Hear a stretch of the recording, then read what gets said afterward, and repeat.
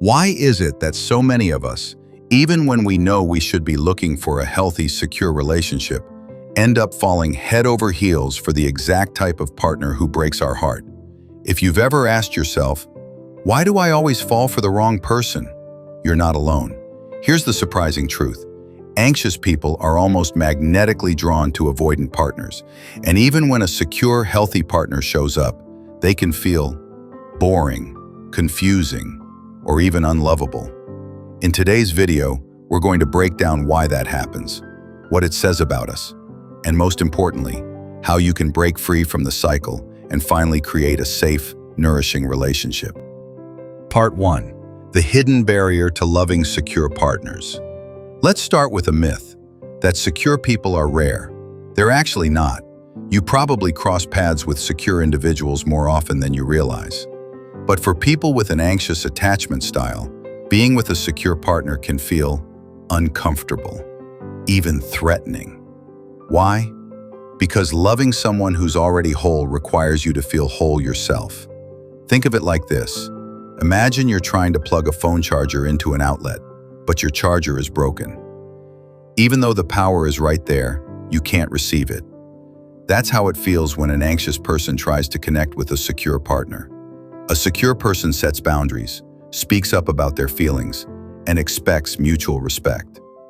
But to someone anxious, that boundary might feel like rejection. That calm honesty might be mistaken for distance. And instead of feeling reassured, the anxious partner thinks, they must not love me enough.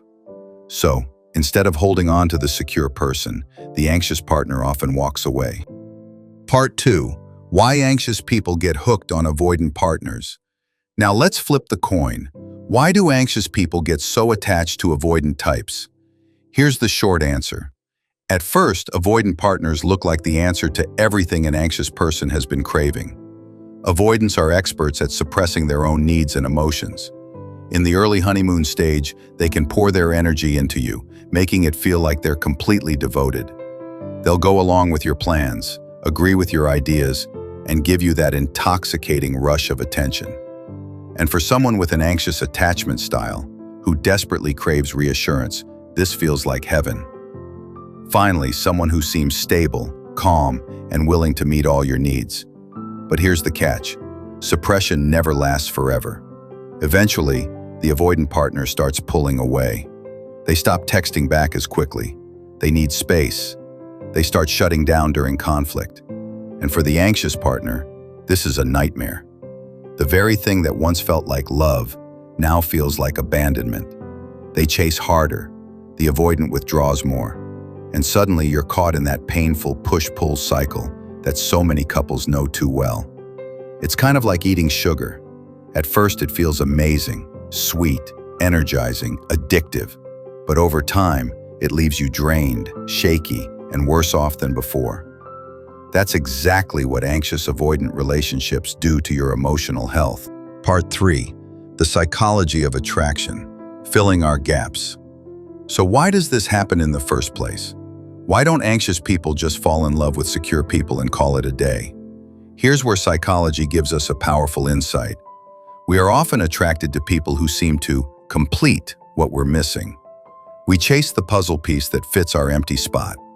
The anxious person feels incomplete without reassurance, so they're drawn to people who give attention, at least at first.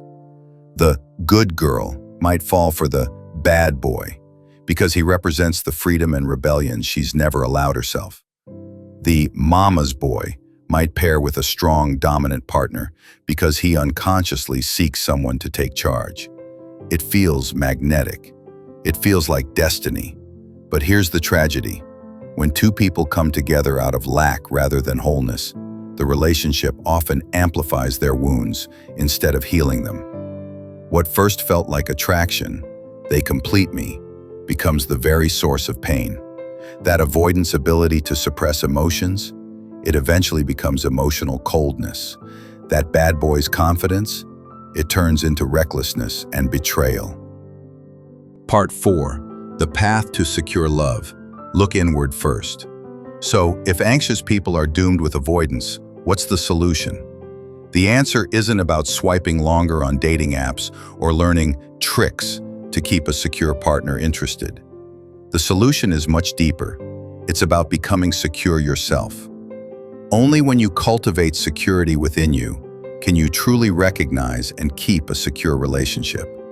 Otherwise, even if the right person is right in front of you, you won't see them clearly. It's like tuning a radio station. If your frequency is full of static, you'll never pick up the clear signal, even though it's broadcasting right there. When you calm your own static, your anxiety, your fear of abandonment, you suddenly notice the secure signals you couldn't before. Part 5. Traits of secure people and how to build them. Now let's talk about what being secure actually looks like and how you can grow in that direction. 1. Accurate self-perception and deep self-acceptance. Secure people have a grounded understanding of who they are. They know their strengths and they know their flaws. But here's the difference. They're okay with both. When someone criticizes them, they don't spiral into shame or rage. When someone praises them, they don't get inflated and arrogant. They can accept feedback, good or bad, without losing their sense of self. At the core, secure people believe, I don't need to be perfect to be loved. I don't need to please everyone to be valuable. Just by being myself, I am enough. And that deep self-trust radiates outward. Other people sense it. It makes them stable partners and dependable friends. 2. The secure buffer effect. Here's another powerful trait. Secure people build what psychologists call a secure buffer effect. Basically, they don't put all their emotional eggs in one basket. They invest in a variety of healthy support systems, friends, family, hobbies, careers, communities. So if one relationship ends, they don't collapse. They may feel grief, of course, but their whole identity doesn't shatter. This makes them more willing to give freely in relationships. They're not clinging out of fear. They're not terrified that one breakup will destroy them. That freedom allows them to be open, generous, and authentic.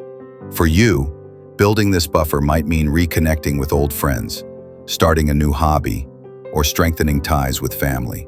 Every new support system is like another leg on a table. The more legs, the steadier you stand. Part 6. Practical takeaways for the viewer. Okay, so how do you actually start becoming more secure? Here are some concrete steps you can take right now. Practice self-awareness.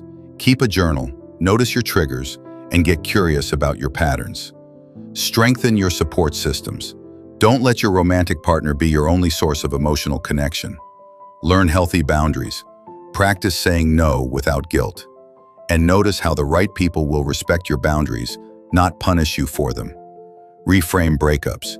Instead of seeing them as personal failures, see them as opportunities for growth and self-discovery. Remember, becoming secure isn't about becoming perfect. It's about becoming grounded, balanced, and self-trusting. If you take one message from today's video, let it be this. You are not doomed to repeat toxic patterns. You are not destined to always fall for the wrong partner.